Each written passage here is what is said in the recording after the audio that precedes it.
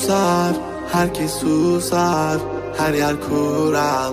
Yıkın duvarları, uğra, yanıma uğra, bir yazı tura, bükelim tüm kolları.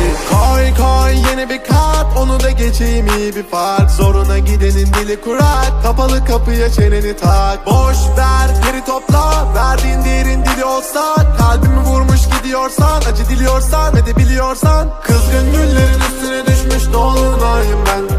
Soldum bir kere geriye dönersem yok olayım ben.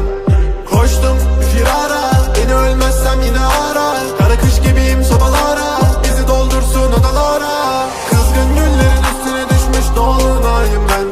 Soldum bir kere geriye dönersem yok olayım ben. Koştum firara, beni ölmezsem yine ara. Kara kış gibiyim sobalara, bizi doldursun odalara.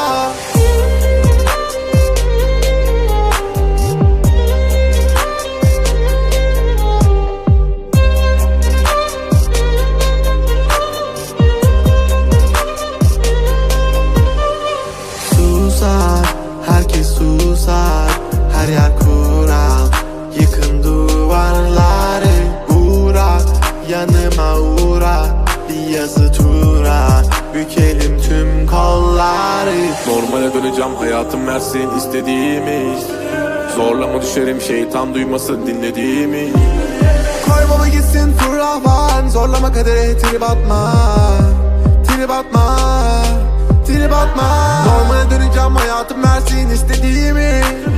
Zorlama düşerim, şeytan duymasın dinlediğimi. Koy baba gitsin fırlavan, zorlama kadere trip atma. Trip atma, trip atma. Kızgın güllerin üstüne düşmüş dolunayım ben. Soldum